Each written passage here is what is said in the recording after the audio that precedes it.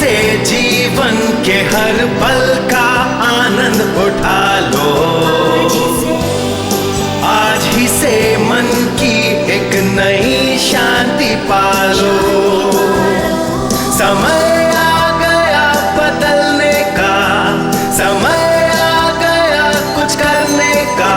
अब उठा लो आनंद प्रतिदिन के जीवन का। बाइबल कहती है दूसरे तीमुथियुस अध्याय 1:7 में कि परमेश्वर ने हमें भय की आत्मा नहीं दी है, वरन सामर्थ, प्रेम और शांत मन दिया है। परमेश्वर ने हमें भय की आत्मा नहीं दी है। तो फिर जब भी हमें डर लगता है वो प्रभु से नहीं बल्कि शैतान से है। आमीन।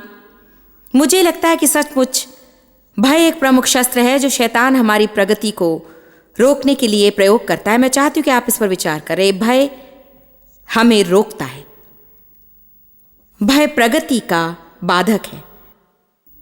आप आगे बढ़ रहे हैं, प्रभु में प्रगति कर रहे हैं और आर्थिक विकास कर रहे हैं, घर में विकास कर रहे हैं, चाहे कुछ भी हो, शैतान भय से वार करता है।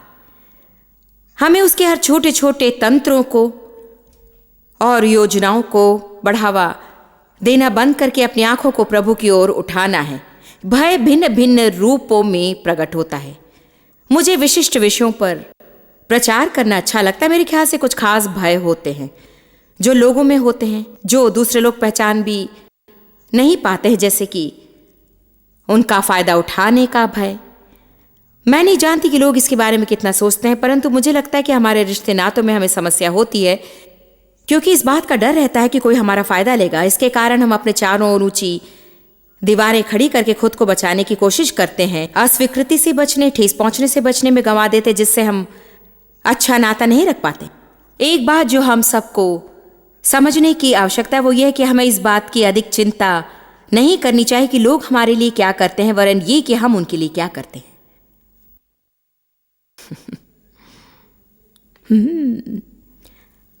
मैं जानती हूं इसे आप आसानी से समझ सकते हैं। आमीन।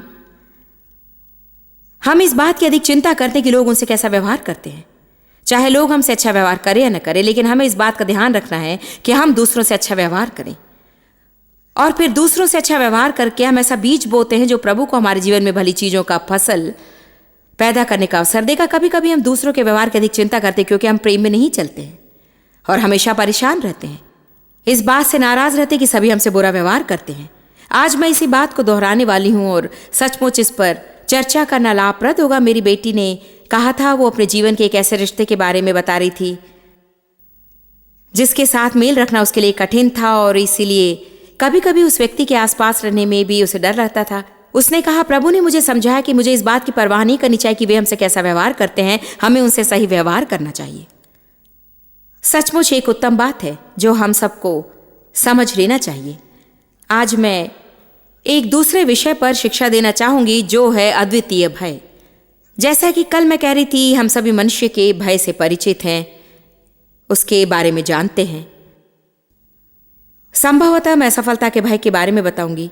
हम इससे भली भांति परिचित हैं, परंतु कुछ खास किस्म के भय होते जो जीवन भर हमसे लगे रहते हैं, फिर भी हमें उनका एहसास तक नहीं होता। चीजों को बाहर निकालने तथा प्रकट करने पर उनसे निपटने व उनसे छुटकारा पाने में हमें मदद मिलती है। आज मैं एक खास किस्म के भय के बारे में बताना चाहती हूं जो सभी में होता है और वो इस बात का भय है कि मैं प्रभु को अच्छी नहीं लगती हूं।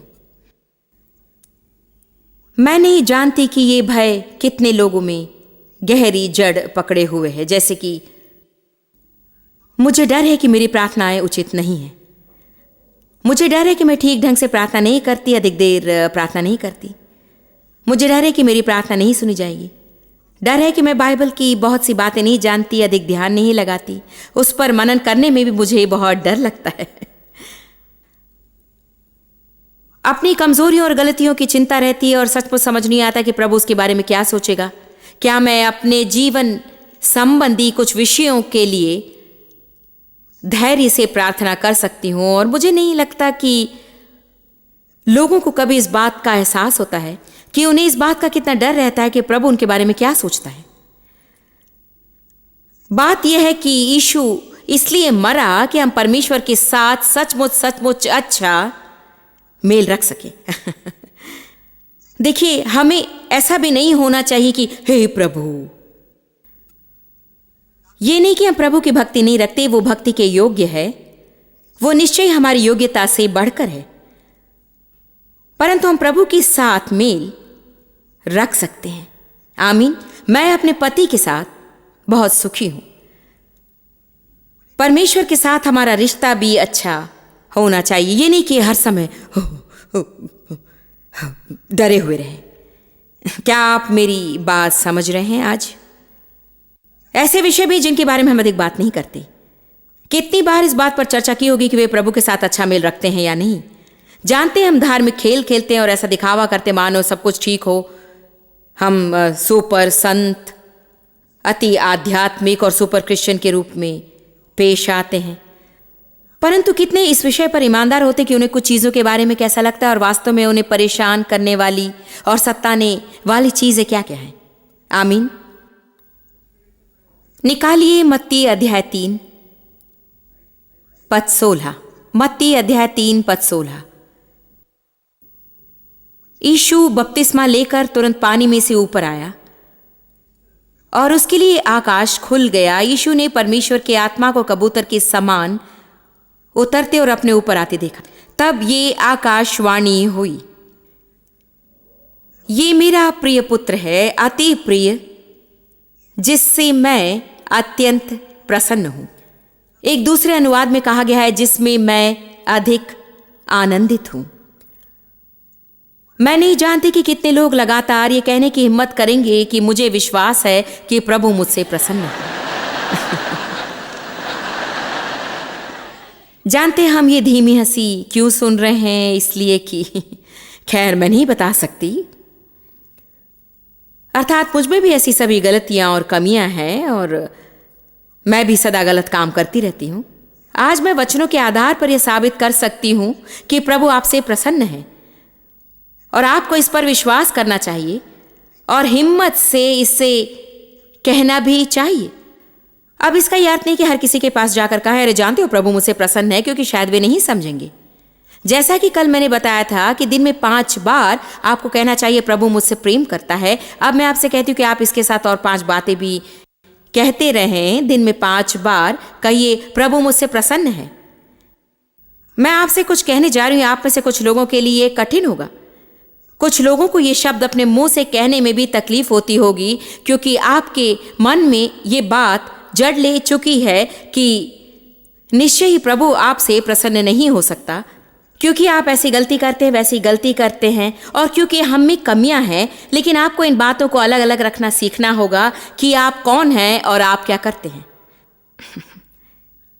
मैं दोबारा कहती हूं, आपको मैं कौन हूं से मैं क्या करती हूं को अलग करना होगा।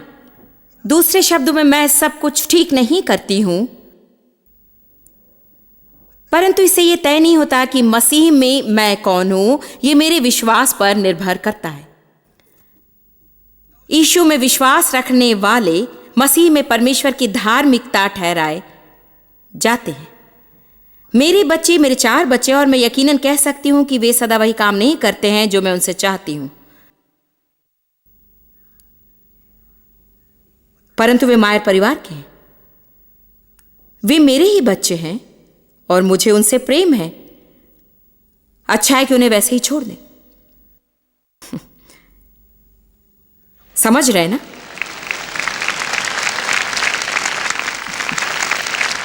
यदि एक मनुष्य होते हुए भी अगर हम अपने बच्चों के लिए ऐसा सोचें, जरा ये समझने की कोशिश कीजिए कि परमेश्वर अपने बच्चों के लिए क्या सोचेगा। हम उसके बच्चे हैं, हम परमेश्वर की संतान हैं। हमें इन शब्दों पर गौर करना जरूरी है। मेरा प्रिय पुत्र जिससे मैं अत्यंत प्रसन्न हूं। हम कहेंगे हाँ, पर वो तो यीशु था। भला सोचिए, हम उसमें हैं। हम इस बात को नहीं समझते हैं मसीह में होने का तात्पर्य क्या है। बाइबल में हर कहीं यही है, मसीह में, उसमें है, जिसमें, मसीह के द्वारा, उससे। इसी कारण हम परमेश्वर के साथ धर्मी ठहराए गए हैं, क्योंकि परमेश्वर हमें उसमें देखता है। जब वो मरा तब हम उसमें थे, जब वो जी उठा तब हम उसमें थे, जब वो ऊपर उठा लिया गया अभी हम उसके साथ स्वर्गिक स्थानों में बिठाए गए हैं। अपनी ओर देखना छोड़कर यीशु की ओर देखने लगिए। यदि आप उसमें विश्वास रखते हैं तो उसके द्वारा खुद को देखिए। अब इसका अर्थ ये नहीं कि हम अपने पापों की ओर ध्यान न दें, कि हमें सुधरने की जरूरत नहीं और हम बढ़िया बनना नहीं चाहते हैं, वरन आज मैं आपको यह भी साबित कर देना चाहती हूं कि प्रभु आपके प्रदर्शन की अपेक्षा आपके हृदय पर अधिक ध्यान देता है। मैं इसे दोबारा कहूंगी कि प्रभु आपके प्रदर्शन की अपेक्षा आपके हृदय पर अधिक ध्यान देता है।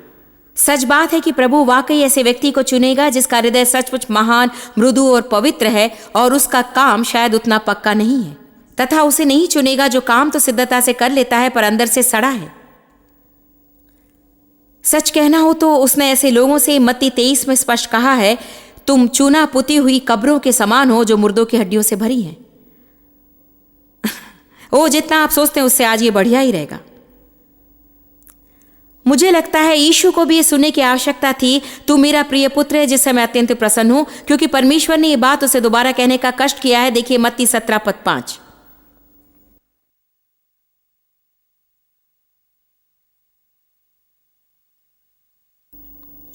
रूपांतरण के पहाड़ पर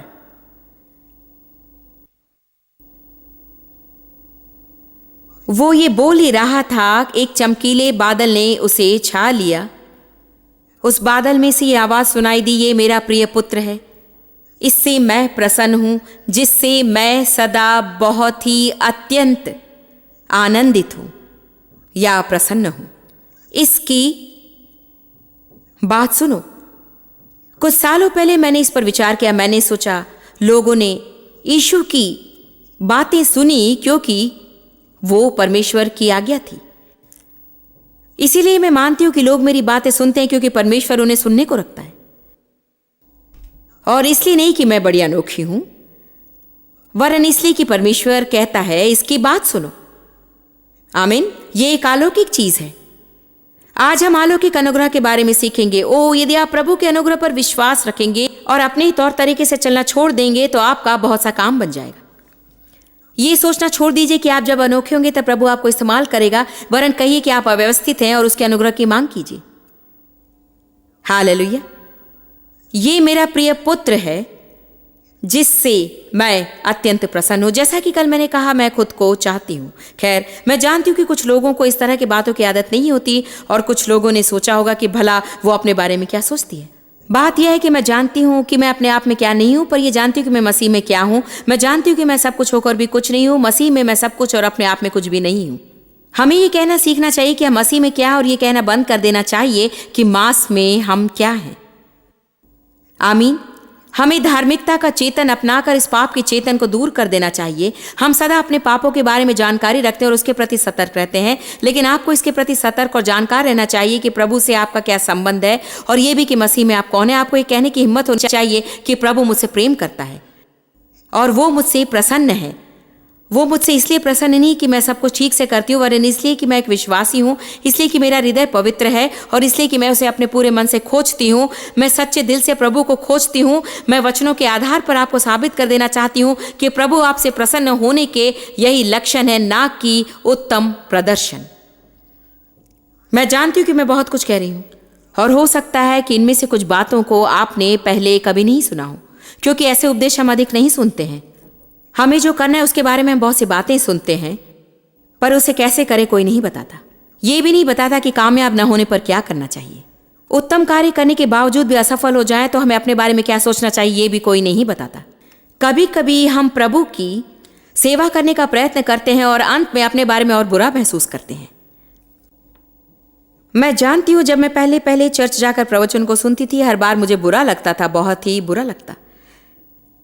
आप पूछेंगे कैसे हो सकता है, क्योंकि जब भी मैं वहां जाती अपने बारे में कुछ न कुछ पाती जो कि गलत हो, फिर उसे सुधारने की कोशिश करती पर सुधार नहीं पाती और फिर से मुझे बुरा लगता, क्योंकि वहां जाने से पहले मैं अनजान थी।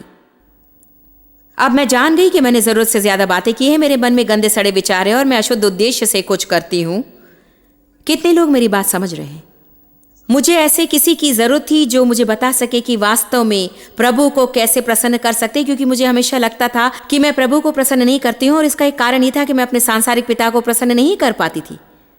मैं चाहे कुछ भी करूं, वे प्रसन्न नहीं होते थे। यदि आज मेरे जिस काम से वे प्रसन्न होते उसे मैं दूसरे दिन करूं तो उस दिन वे उससे प्रसन्न नहीं होते और वे कभी भी खुश नहीं होते। तो हमें ऐसे लोगों के साथ रहने का अनुभव है जो कभी किसी से प्रसन्न नहीं होते हैं। क्या जीवन में कभी आपको ऐसा लगता है कि आप चाहे कुछ भी करें, आप लोगों को खुश नहीं कर सकते? तो इसे हम प्रभु के संबंध में भी ले लेते हैं और इसका एहसास नहीं करते कि परमेश्वर मनुष्यों जैसा नहीं है। वो मनुष्य से बिल्कुल ही अलग ढंग से कार्य करता है। आपकी गलतियों को लेकर आपको इतना परेशान होने की आवश्यकता नहीं है, और आपको यीशु से नाता जोड़कर वही सब के बारे में सोचना है जो उसने आपके लिए किया। ये मेरा प्रिय पुत्र है जिससे मैं प्रसन्न हूं। मैं नहीं जानती यदि यीशु ने उसे नहीं किया होता तो क्या होता। यदि उसने कहा होता कि ओ नहीं नहीं नहीं नहीं नहीं नहीं नहीं नहीं नहीं, अरे नहीं मैं बताती हूं क्या होता, आज हम सबका उद्धार नहीं हुआ होता। यदि उसमें आत्मतरस की भावना होती तो वो उस कार्य को पूरा नहीं किया होता जिसके लिए उसके परमपिता ने उसे भेजा था। हेलो, यदि आप में आत्मविश्वास न हो और आत्मतरस की भावना हो तो आप उस कार्य को पूरा नहीं कर सकते जिसके लिए परमेश्वर ने आपको भेजा है। प्रभु को आपकी जरूरत है। वो चाहता है कि आप सदा अपने ऊपर तरस खाते रहना छोड़ दें। वो नहीं चाहता कि आप हमेशा खुद को दोषी समझते रहें। आपको विश्वासियों की नाई कार्य करना है। ये सारी दुनिया अविश्वासी विश्वासियों से भरी पड़ी है। जानते हैं कि मसीही लोग अपना कितना समय इस बुरे विचार को लिए बैठे रहते हैं। उनमें ये अनुभूति होती है कि वे सफल नहीं हो पा रहे हैं और उन्हें और भी कठिन परिश्रम करना है। आप में से कुछ लोग मुझसे सहमत हैं। आज मैं उन लोगों से निपटना चाहती हूं जो ऐसे विचार वाले हैं। आमीन। हमें इस विचार को दूर कर देना चाहिए क्योंकि लोगों के आत्मिक जीवन में विष घोल रहा है। मैं घमंडी विचार के बारे में नहीं कह रही हूं कि मैं सिद्ध हूं, मैं उत्तम हूं। मैं जानती हूं कि मैं क्या हूं। मैं जानती हूं कि उसके बिना मैं क्या हूं। मैं जानती हूं कि इस वक्त प्रभु मेरे साथ ना होता तो यहां आज क्या हो रहा होता। यदि प्रभु मेरे द्वारा प्रवाहित ना होता और मेरे द्वारा बातें ना करता। मेरी मानिए ये परमेश्वर से है, इसलिए आपको मुझे श्रेय देने की आवश्यकता नहीं है। मैं जानती हूं कि उसके बिना मैं क्या नहीं, और ये भी जानती हूं कि उसके द्वारा मैं क्या हूं और क्या कर सकती हूं।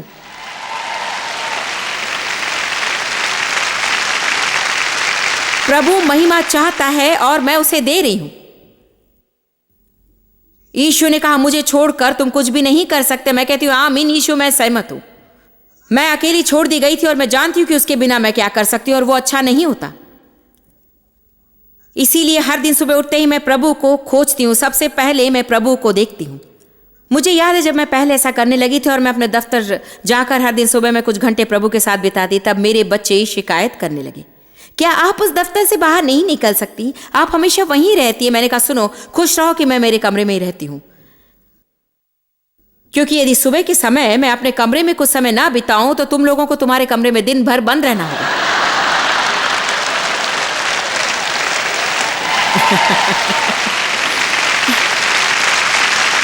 आमीन।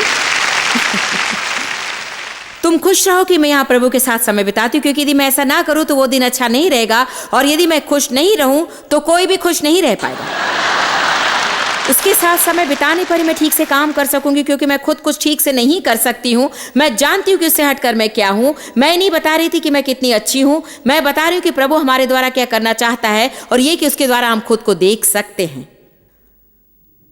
तो प्रभु मुझसे इसलिए प्रेम नहीं रखता कि मैं प्रेम के योग्य हूँ, वरन इसलिए कि उसने मुझसे प्रेम करने का निश्चय किया। मैं कह सकती हूँ कि मैं खुद को चाहती हूँ, इसलिए नहीं कि मैं चाहने या प्रेम करने योग्य हूँ, बल्कि यीशु मेरे लिए मरा, इसलिए यदि वो मेरे लिए मरा है तो मुझ में इतनी तमीज होनी चाहिए कि मैं खुद का सम्मान करूं। कम ऑन, यीशु मेरे लिए मरा, इसलिए यदि वो मेरे लिए मरा है तो मुझ में इतनी तमीज होनी चाहिए कि मैं खुद का सम्मान करूं। मुझे इसे दोबारा कहना होगा, यदि यीशु आपके लिए मरा, जानते उसने क्रूस पर कितना दुख उठाया। यानी कि इतनी घोर पीड़ा जिसकी हम कल्पना भी नहीं कर सकते। उसने ऐसा इसलिए नहीं किया कि उसे जरूरत थी, उसने ये सब हमारे लिए किया। यदि वो मेरे लिए ऐसा कर सकता है तो फिर यदि हम खुद से नफरत करें और अपना सम्मान न करें और अपना विरोध करें और अपने लिए कुछ किए बिना हमेशा अपनी बुराई को ही सोचते रहें, तो ये उसके लिए कितनी अपमानजनक बात होगी, जिसने हमसे प्रेम किया और हमारे लिए सब कुछ सहा। कोई भी ऐसा नहीं होगा जो चाहेगा कि आपके बच्चों को ऐसा लगे। अभी हमारे बच्चे बढ़ गए हैं, परंतु मैंने उनके लिए बहुत कुछ सहा है। जब वे किशोर अवस्था के थे, जब वे खुद को नहीं चाहते थे, अपनी सूरत से नाखुश थे, असुरक्षित अनुभव करते थे, उनमें आत्मविश्वास नहीं था। मैं नहीं चाहती कि मेरे बच्चे ऐसा विचार रखें। मैं चाहती थी कि वे जान ले कि वे कौन है, कि वे खुद को चाहें, चाहती थी कि वे जीवन का आनंद लें। मेरी एक सहेली जिसका एक बेटा युवावस्था का है, जो बहुत ही निराशा से गुजरता हुआ खुदकुशी करने को चाहता है, इससे वो और उसके पति बहुत ही दुखी है। वे अपने बेटे की सोच से दुखी हैं, नहीं चाहते कि उनका बेटा अपने आप से नफरत करे और अपने बारे में बुरे विचार रखे और अपने आप से इतना ऊब जाए कि जीने की भी इच्छा ना रहे। जानते हैं, जब हम अपने बारे में ऐसा विचार रखते हैं तो प्रभु को कैसा लगता होगा। तो आइए आज ईशो की खातिर खुद को अपना लीजिए।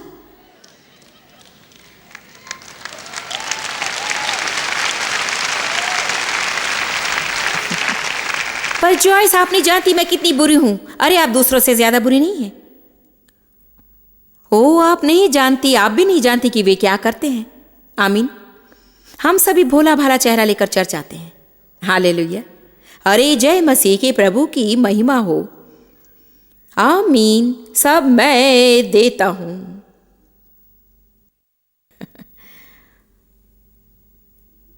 दुष्प्रयोग के कारण मैं दोष और दंड पाने की सोच में भयानक समय से गुजरती थी, इसलिए दोष भावना की आत्मा मुझ पर सवार रही। मेरे साथ जो कुछ हुआ उसके कारण मैं अपने बारे में बहुत ही बुरे विचार रखती रही। किसी तरह से शैतान मुझे मनाता रहा कि वो मेरी गलती थी, और यदि लोग मुझसे ऐसा व्यवहार करते हैं तो जरूर मुझ में ही कोई गलती है। देखिए, जब लोग हमारा महत्व नहीं जानते तब ऐसा ही होता है। जब वे हमें बेकार समझते हैं तब हमें लगता है कि हमारा कोई महत्व नहीं।